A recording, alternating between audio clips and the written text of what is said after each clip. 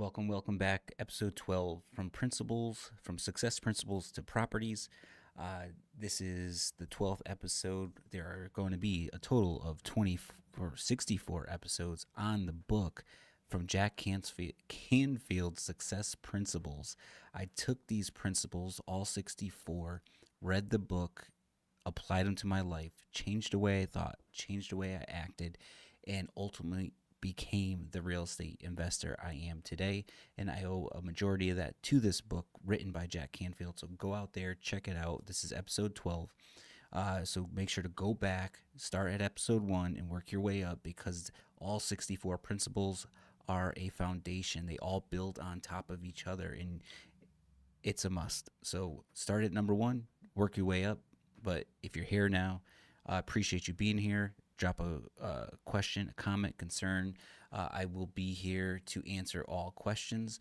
My goal here is to read verbatim from the book, give you my thoughts, give you some insight from the book itself. Then I will apply and share real estate investing stories or experiences or hurdles or successes that I've went through during my journey as a real estate investor. So hopefully you could pick up some of my experiences and utilize them in your life, and hopefully dodge a couple bullets or gain some traction or momentum in your business. So here, once again, my name is Mike DelPrete, Executive Director of the Arizona Real Estate Investors Association.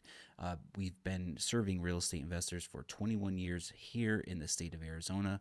We are one of the largest real estate investing associations in the country, and our mission is to provide resources, education, networking, market information, legal information to real estate investors throughout the state of Arizona so that they can be successful in their business, as well as provide safe, clean, affordable housing to the citizens of the state of Arizona. So that's who we are. Go to AZREIA.org, check us out. Check us out on all social media platforms. Subscribe to this page, would appreciate it. And I will jump in and talk about episode number 12. Number 12 is all about taking action. I'm just going to pull up the information I need. I want to make sure this episode is working as always. There we go. Scott Williams, hello, welcome, buddy. Thanks for being here. Appreciate it. If you have any questions, feel free to drop in. And here we are going to talk about action. So let's do that. So pull up my notes. Things may come to those who wait, but only the things left by those who hustle. He always starts off with a pretty good quote all the time. So also, what's another one? What we think or what we know or what we believe is, in the end, a little consequence.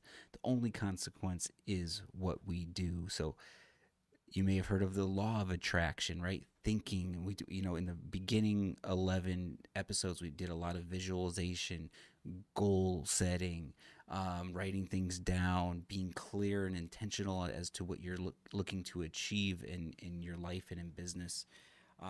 And what I love about that, the law of attraction and all the thinking and all the energy you put out there, is nothing without action, right? So you must move. So I'm going to start off by checking out a couple of parts of the book, right? So the world doesn't pay you for what you know, it pays you for what you do. There's an enduring statement: the universe rewards action. Yet, as simple as true as this principle is, it's surprising how many people get bogged down in analyzing, planning, and organizing when what they really need to do is take action. So when you take action, you trigger all kinds of things that will inevitably carry you to success. You let those around you know that you are serious in your intention. People wake up and start paying attention. People with similar goals will be aligned with you. You begin to learn things from your experience that cannot be learned from listening to others or from reading books. You begin to get feedback about how to do it better, more efficiently, more quickly. Things that once seemed confusing become clear. Things that were once appeared difficult begin to become easy. You begin to attract others who will support and encourage you. All manner of good things begin to flow in your direction once you begin to take action. So I couldn't have said it better in any way. That's where I learned it. So, and I always jokingly say, uh, in all our networking events here at AZREIA, it's like the more action you take, good things just happen, right? What's another good quote? It's about the harder I work, the luckier I get, right? So, it's especially in the real estate investing part. I'm always like, and we even just on our podcast with Brent Daniels a couple of days ago, the you got to write offers, right? You got to market, you got to put yourself out there, you got to get in front of people that want to sell their house, and you got to write them an offer, even if it's far fetched from getting accepted. You write the offer, because the more offers you write, the better chances that someone's going to say yes. I like to say an offer is an initiation for a conversation. So the more offers you make, the more conversations you start, and the more conversations you have, the more likely you are going to be able to come to an agreement of some sort where you're able to get a contract. It only happens by analyzing deals. So when you're marketing yourself, analyzing deals, and writing offers, what happens? Scott, I do have one question. What is the best way to obtain information on deceased owners? I have everything to no avail. The house has been sitting for months. Both owners are deceased with no siblings. I like this, Scott. All right, good for you, man. So okay, a lot there. If you don't mind, Scott, just if we've met, sorry if I don't, I'm better with names right now, but or pictures or faces, but throw down. What city are you in? Right. What state is this in? Are you here in Phoenix, another state? So what you're going to have to do there is, do you have a probate attorney? Is that you can work with is one, because there's some legal routes that you can start to talk about, or shoot, like usually there's like, man, you don't even have anybody. You have nobody. The house is just sitting vacant for months. You're in Mesa. No on, and how do you know there's no siblings? Because there's always like a next of kin of some level, right? So one, if you know a probate attorney, this would be a great way to say, hey, what would you guys normally do, right? What would you as a probate attorney normally do to help somebody find family members, right? So that's one aspect of it. Have you tried skip tracing, right? So I'm going to go some nine. So there's a loan on the property. Okay. So someone, so what I'm saying here is, Scott, is here's some like little things you could do just off the top, right? One, and you may have done this, so disregard if you have done it already. Send a letter to the house, right? So what usually happens is you'll get kicked back. Put your return address on it; it'll get kicked back to you. A couple things may happen. It might just say vacant, no forwarding address. If whoever's in charge of the estate, or the house or whatever's going on, if they did notify the post office, it will, when it kicks it back to you, it'll either forward it to them. One thing, right? So they have the option of calling you. Two, if there's a forwarding address, sometimes the mailbox, the post office will kick it back to you with the new forwarding address. Another thing is go to maricopa.gov and just see if there's another forwarding address on a tax mailing address, right? And what I'm saying is, when you get this new information of the other people, you want to skip trace them. So one, did you try skip tracing the homeowner? You say there's no siblings. This might sound a little deep, a little crazy, but can you look up the obituary of the person that passed away, of the deceased? And then usually it's in that. This has worked for me, man. It actually just helped us out on a deal we closed in August, uh, where we were able to see the deceased, and we couldn't find anybody either. And it said, it usually says left behind, or current, family members they left behind, or cousins or uncles or brothers and sisters. They name it in the obituary, so you can skip trace every single one of those. Yes, skip trace. So I'm assuming you skip trace it, tried all the numbers. I remember using Intellius. they they would give us old work. I don't. I would try a couple different skip tracing services. They all do a little different. I would try all the free services because everyone pulls information from a little different areas. Because I know, like in Intellius, when I used to have that service back in the day, it would give me old jobs, landlords, ex-wives, ex-husbands. Like it just gives you an eclectic group of people. So it is a lot of digging. You're playing detective here. So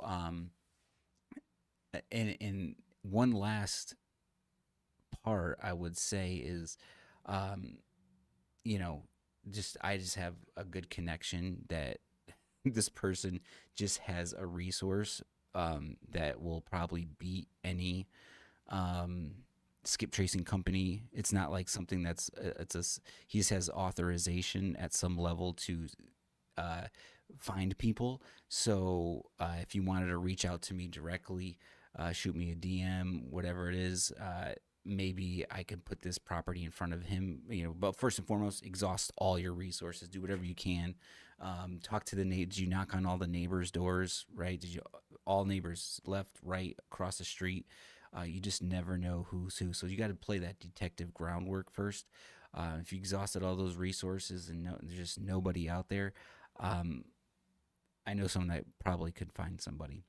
And then there's a legal route uh, that we could probably take to figure this out, or there's other strategies that we've taken to possibly acquire the house.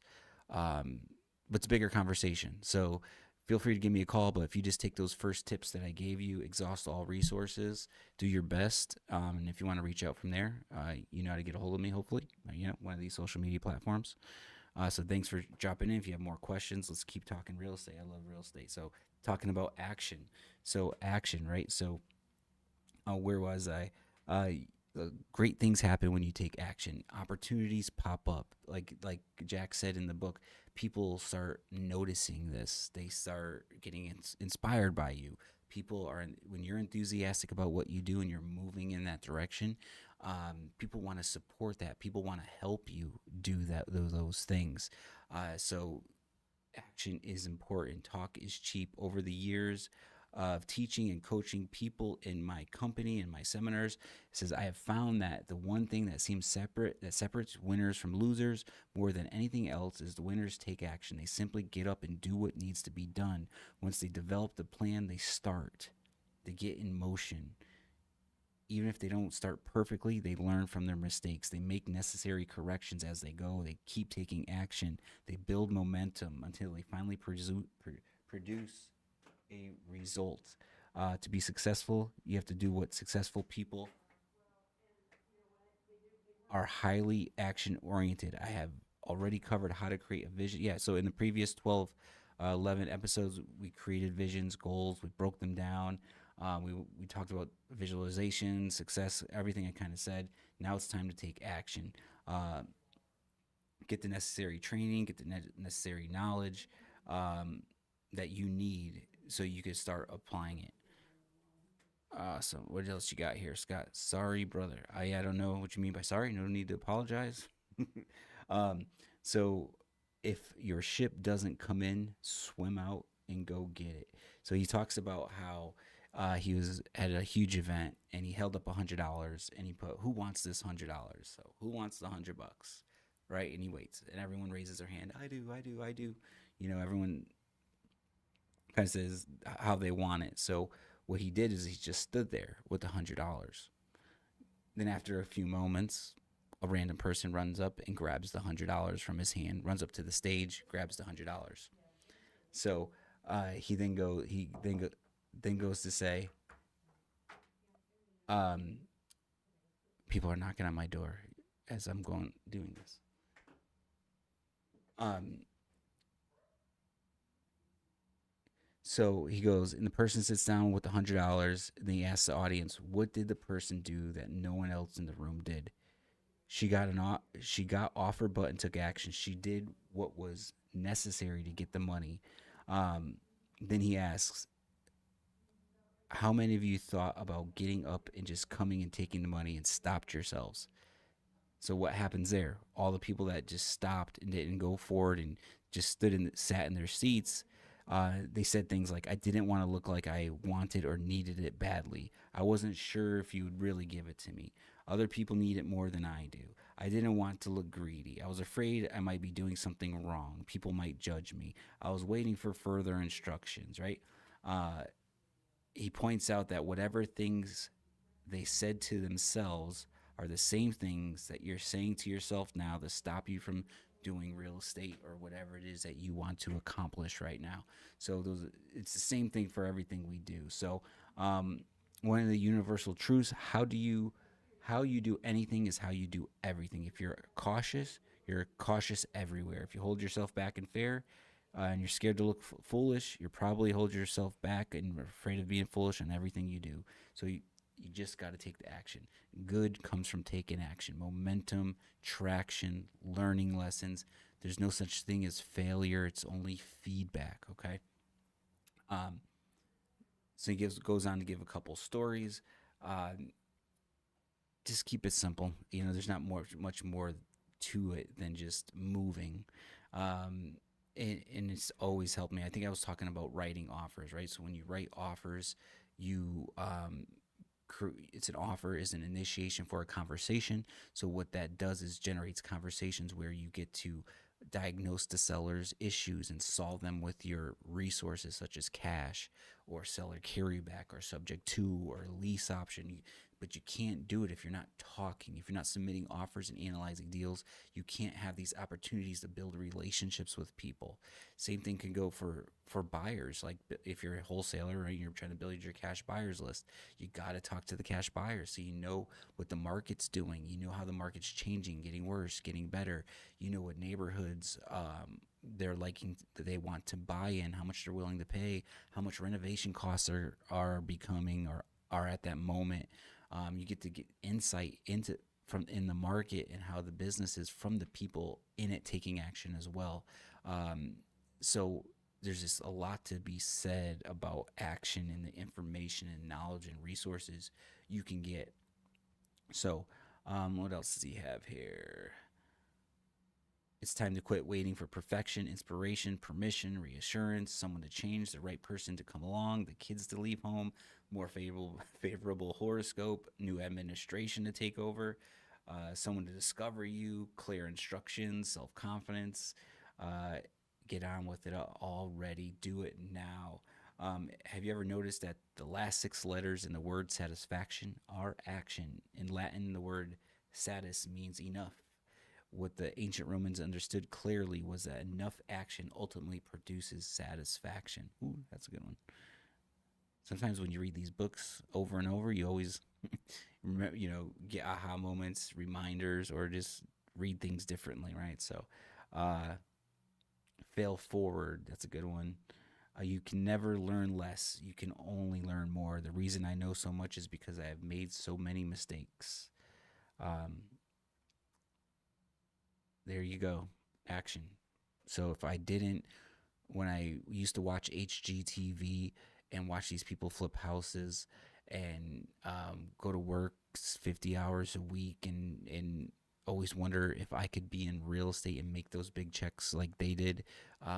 If I didn't sit there and wonder and just say one day, and I didn't go on YouTube and find and search the word wholesaling and see someone that had 100 free videos on wholesaling, if I didn't watch them, and then if I, thankfully, I didn't overthink it, where I went and applied what the video said, thinking everyone around me saying wholesaling's a scam or it's too good to be true. Why are you wasting your time? And I'm putting bandit signs, those little mini billboards in the dirt in the middle of the night that say I pay cash for houses, hoping some random person's going to call me to sell their house, the American dream at 50 cents on the dollar.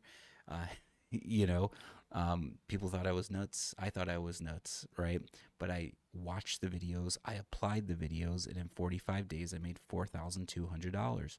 So, which was at that time, 12, 13 years ago, you probably made that in 2 months or whatever at my job.